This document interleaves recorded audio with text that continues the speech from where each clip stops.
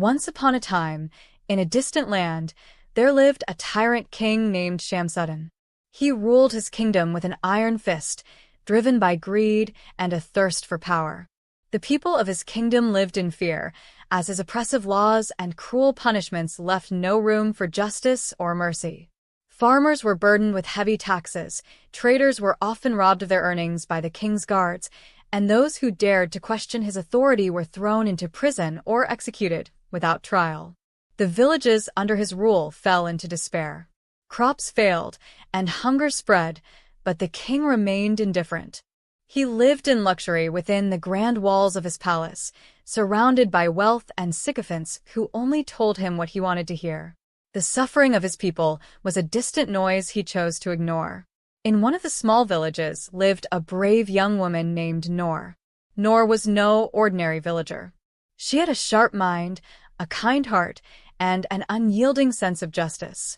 When her village was raided by the king's soldiers and the last of their harvest was seized, Noor could not remain silent. She knew someone had to take a stand against the king's tyranny. Noor gathered the villagers and spoke to them with courage and determination. "If we stay silent," she said, "our suffering will never end. We must unite and fight for our rights." Her words lit a spark of hope in the hearts of the villagers, and many pledged to stand by her side. Determined to confront the king, Noor devised a plan to enter the royal palace. Disguised as a petitioner, she made her way to the grand court.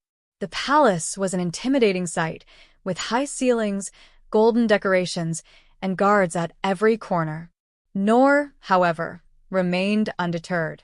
When she finally stood before King Shamsuddin, she bowed respectfully and began her plea. "Your Majesty," she said, "your people are suffering. The taxes are too high, and there is no food left for the poor. Please, show mercy and bring justice to the land." The king laughed dismissively. "Justice," he sneered.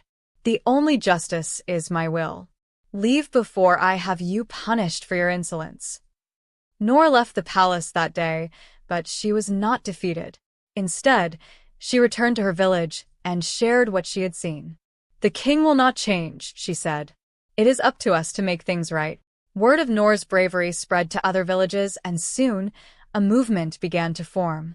People from all corners of the kingdom joined Noor, determined to overthrow the tyrant. They held secret meetings, crafted strategies, and prepared themselves for